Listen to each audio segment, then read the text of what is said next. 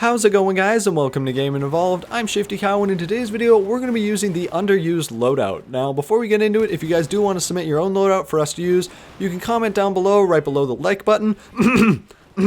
Sorry, a little bit of a weird cough there, but anyways guys, let's get into it. So for this loadout, we're going to be using the CZ-805 Assault Rifle, and this is by far one of the most underused weapons in all of Battlefield 4. So it's not a horrible weapon, but it does have some really weird stats that tend to push a lot of people away. So for its attachments, we're going to be going with the Cobra. It's pretty much just what I had, and I really did not want to use the iron sights. They're pretty much horrible. And so anyways, we're going to be going with no attachment, no barrel attachment, and finally, instead of going with a grip, which I'm still not completely sure which one's the best, I'm actually going to be going with the underslung rail, so that way I can use the M320 dart and make this thing just look utterly awful. Now, along with this, I'm also going to be using the FN57 pistol, which honestly, people either use the M9, the Deagle, the 44 Magnum, or maybe like the PP26, but other than that, I really don't see a lot of variation in what type of pistols people use, because they either want something like a hand cannon, or they just want something that they can spam at people. So that's pretty much it for pistols, but we're going to be using the FN57, and I really did not get a lot of use out of this. But that's pretty much it for the loadout, other than the grenades, which we're going to be going with the Argo Impacts,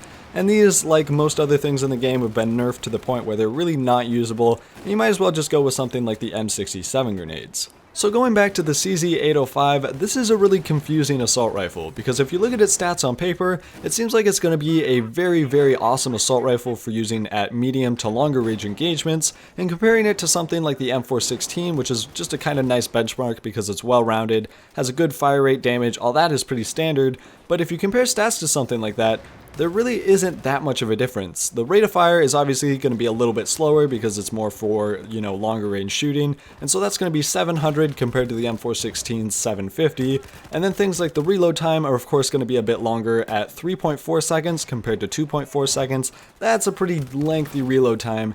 And then also 2.6 short and 1.8 short for the M416. So it's a pretty large difference in terms of reload speed, but if you compare something like the recoil or the spread or the muzzle velocity, all those things that you're really going to want to be very good when you're trying to do long range shooting, it's got all that better compared to the M416. So they've done that part right, and even comparing it to something like the AR-160, which is a premium weapon, so that makes sense if you had, premium members using the AR-160 because it was slightly better, but even compared to the AR-160, on paper, it should have pretty similar stats. It kind of trades off on recoil and spread, and overall it's really similar. Like, you'd think there would be a pretty decent amount of people running the CZ-805, especially those who don't have premium. So after using it to get all this gameplay, I'm actually still pretty surprised on why people don't use it, because looking at its stats, I've been thinking whether or not those have been updated since the spring patch. Maybe there's just a little bit more spread, because it doesn't feel quite the same as the M416. Obviously, the recoil pattern and the fire rate are going to be a bit different, but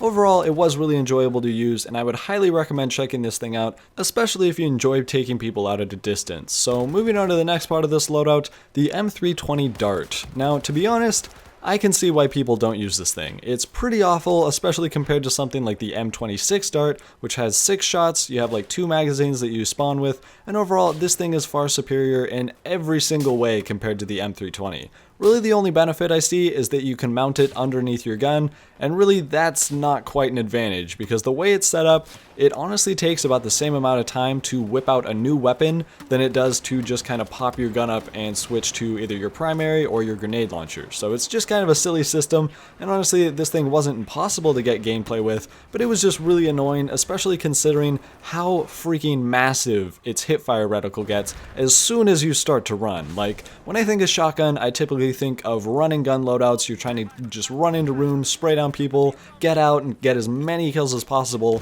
but with this thing, it pretty much turns running gun into just gun. So you pretty much have to walk around, and I can't even describe how just annoying this thing was. I'm not sure if it's an accurate representation of where your bullets are going to go, because obviously they did do a lot of tweaking with the spring patch, and I'm not sure if they actually got to address this, but honestly it just kind of throws me off when there's this massive circle that takes up like a third of my screen, and comparing it to something like the M26, I really don't understand why you would ever want to use this thing, because first of all, that holds 6, this holds 1, that one reloads in like a second, this one takes a solid 2 or 3, the other one, it's got a really fast fire rate, this one's like a single shot. It's really just kind of why would you use this thing? So it definitely makes the gun look really cool, and if you wanted to go for the kind of like that themed loadout, I could see that being the thing, but to be honest, this thing's pretty terrible, and if you actually wanted to go hard in the paint, I would never stray away from something like the defibrillators and the med bag. But that's pretty much it for this video, guys. So if you guys do want to see our next video where I'm going to be trying to use the fire arrows on the CTE